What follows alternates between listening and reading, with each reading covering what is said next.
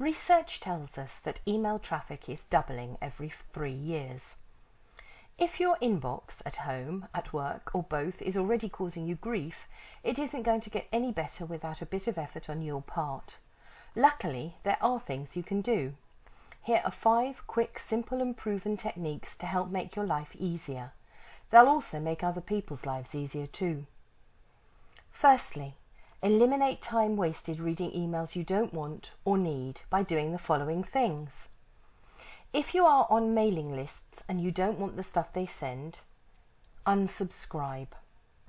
If you have colleagues who CC or BCC you on stuff you don't want or read, ask them, politely but assertively, to stop.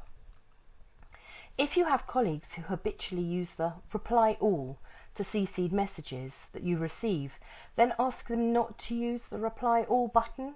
5 people using reply all to an email that initially went to 20 people create 100 emails where 5 would have sufficed. Secondly, method. Make a concerted effort to send fewer emails. That way you'll get fewer back by deliberately using an alternative, more appropriate medium. Pick up the phone. Send an SMS text message. Use social media. Get up, walk over and speak to the person face to face. Send a non-verbal signal across the office. Sorry, decency prevents me from showing an image to demonstrate that. Thirdly, aim. Yes, it sounds too obvious for words, but before you send an email or reply to one, work out what your aim is. What do you want the recipient to actually do once they receive your message? If you articulate this, then they'll find it easier to do what you want. Of course, your aim might just be to say thanks. And if that is it, just say thanks. Fourthly, improve your use of the subject line. Write a new subject line for each email you send. This has several benefits. It makes it easier to find specific messages later. It catches the reader's eye and is more likely to elicit a response. It prevents the misunderstandings that arise when the content bears no resemblance to the subject line because people simply keep hitting reply. Use the subject line to set out your aim.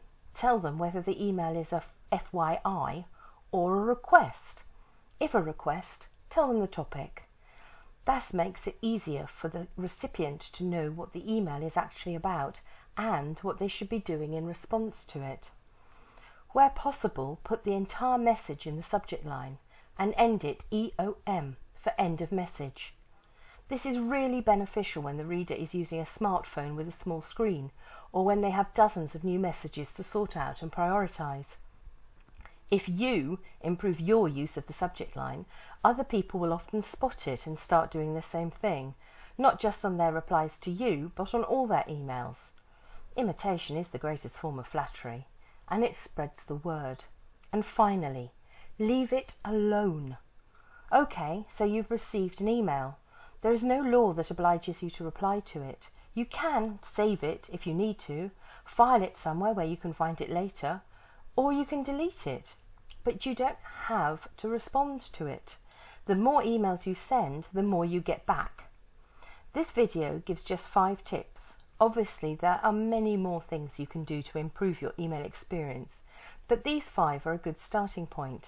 So remember the mnemonic: eliminate, method, aim, improve, leave. Email.